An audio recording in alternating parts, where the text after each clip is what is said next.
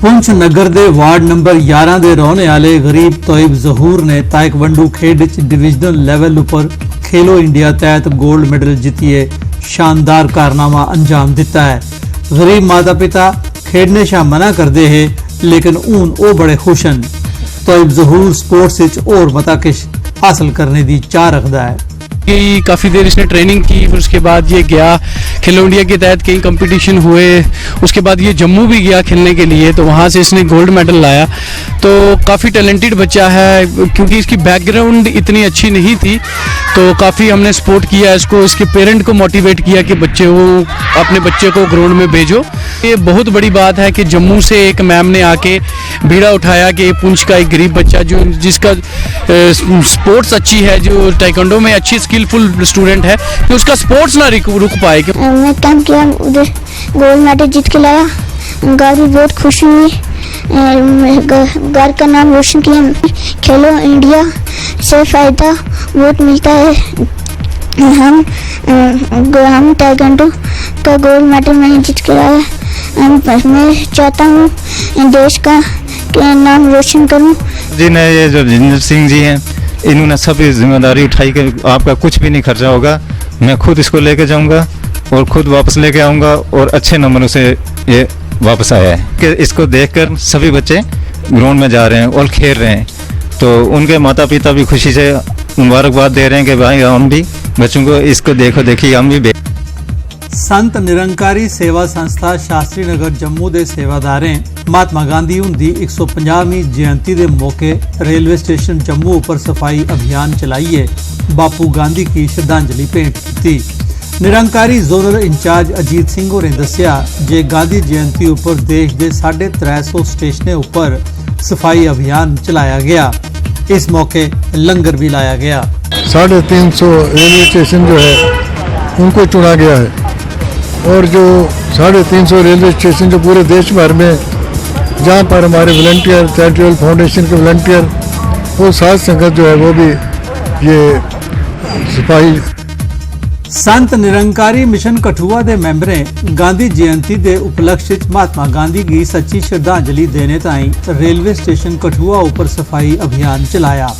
उनका गलाना है जे इस अभियान राएं वो लोगों की जागरूक बनाना चाहते हैं, जे सभे लोगों अपने घरें के अलावा घरें के आले दुआले आंढ गुआंढ की भी साफ सुथरा रखना चाहिए।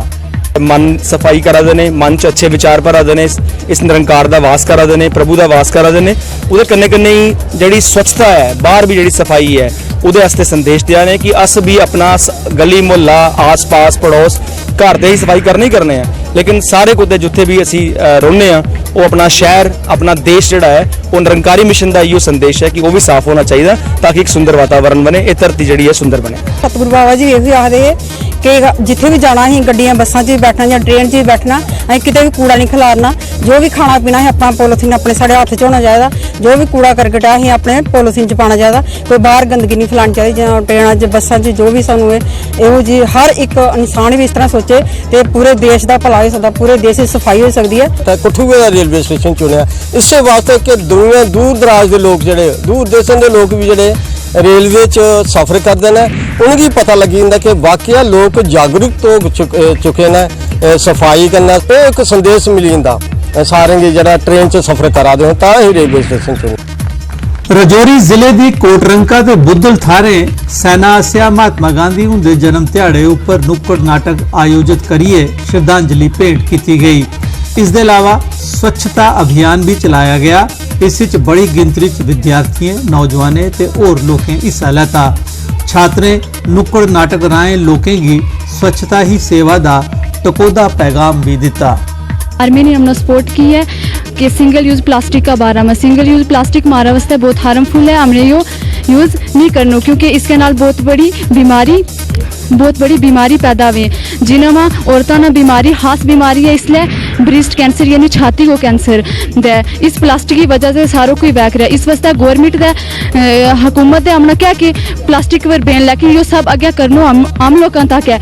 हमारी आर्मी साहब ने 60 RR नागा ने हमारी बहुत मदद की है, तो हम इनका बहुत इस प्रोग्राम में हम इनका बहुत शुक्रिया अदा करना चाहते हैं। सेंट्रल गवर्नमेंट के इस इनिशिएटिव को आगे बढ़ाने के लिए इंडियन आर्मी के अंतर्गत राष्ट्रीय राइफल्स के वोटर का मार्केट और रुरल मार्केट में नुक्कड़ नाटक का आयोजन। महात्मा गांधी की 150वीं जयंती के मौके उपर तिलक नगर उधमपुर जियो और जीने दो नां दी समाजी संस्था आसिया एक कार्यक्रम का आयोजन किया गया।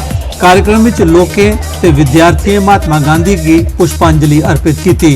इस मौके उपर उन्हें शहर ते समाज की साफ ते स्वच्छ रखने का हल्फ भी चुकया। तमाम वॉलंटियर ने महात्मा गांधी और श्रद्धांजलि दी और उन्हें याद किया।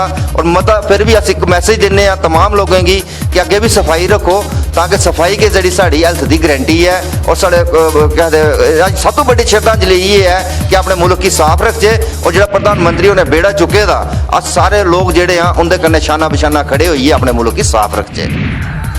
अखनूर सैक्टर की खौड़ मार्केट विच गांधी जयंती के मौके उपर SDM खौड़ ते दूए सैक्टोरल अफसरें लोकें की प्लास्टिक ते पॉलीथीन का इस्तेमाल नहीं करने के प्रति सोगा किया।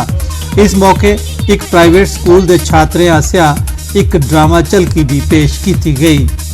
आज के बाद सिंगल यूज प्लास्टिक को हमने ना बोलना है और किसी भी ऑफिस में सिंगल यूज प्लास्टिक जो है उसका यूज नहीं होगा।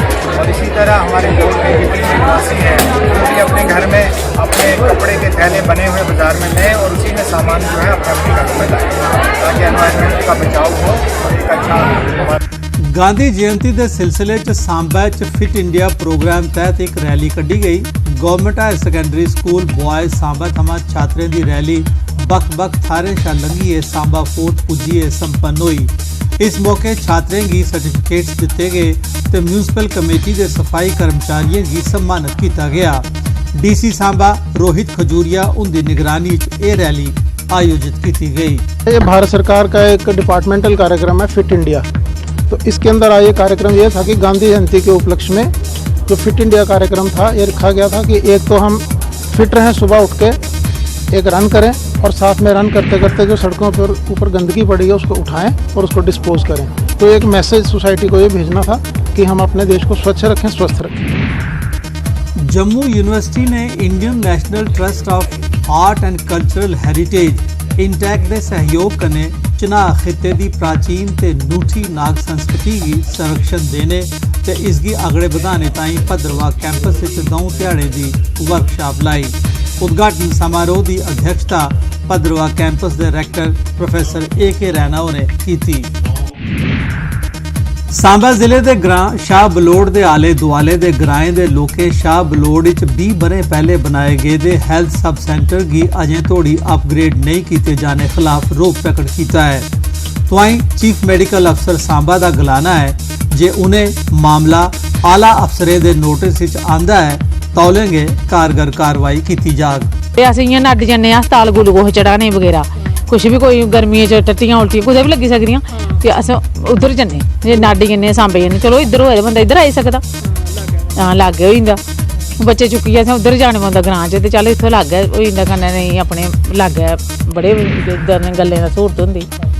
तो इत्थे ना दवाई होंदी, ना कोई गड्डी दा स्हूलत, ना कोई पानी दा स्हूलत, ना कोई वाशरूम है इत्थे ते ना कोई मौके दा मुलाजम है इत्थे रातीं दे। अस चाहने बड्डा हस्पताल बने जो लोकें गी थोड़ा फायदा होवे। सो जिन्ना दान किया उन्हें इसलिए किया बड्डा हस्पताल बनू जानी कि तो लोकें फायदा होवे।